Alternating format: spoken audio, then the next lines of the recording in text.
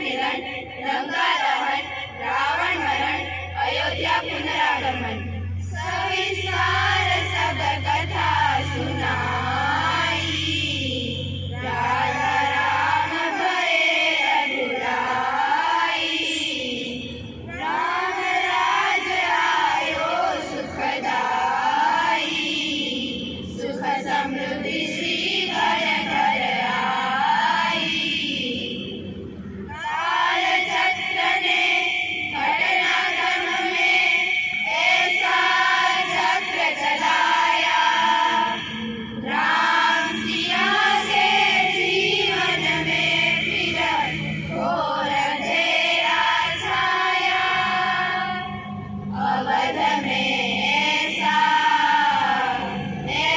एक दिन आया, निष्कलंक सीता पे प्रजा ने नित्य दोष लगाया। अवध में ऐसा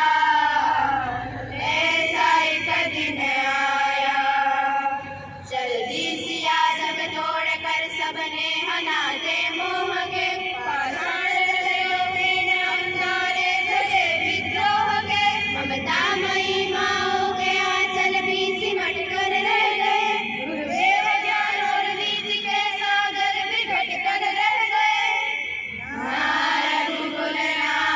रघुकुल नायक कोई हसिया का हुआ सहायक, मानवता को खो बैठे जब सभ्य नगर के वासी।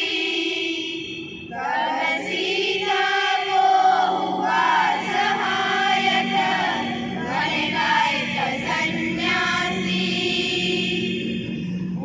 ऋषि परम उदार का वाल्मीकि सुनाम, सीता को आश्रय दिया, ले आए निज धाम। रघुकुल में दीप जलाए, राम के दो सुत सिया ने जाए। श्रोतागण, वो एक राजा की पुत्री है, एक राजा की पुत्र वधू है और एक चक्रवर्ती राजा की पत्नी। वही महारानी सीता अपने वनवास के दुखों में अपने दिन कैसे काटती है, अपने कुल के गौरव और स्वाभिमान की रक्षा करते हुए किसी से सहायता मांगे बिना अपना काम वो स्वयं करती है। स्वयं मन से लकड़ी काटती है, स्वयं अपना धान कुटती है, स्वयं अपनी चंकी पीसती है और अपने संतानों को स्वावलंबी बनने की शिक्षा कैसे देती है। अब उसकी एक करुण भरी झांकी देखिए।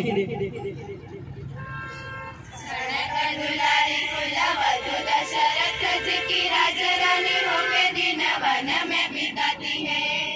रहते थे घेर जिसे दास दासी, आठों याम दासी बनी अपनी उदासी को छिपाती है।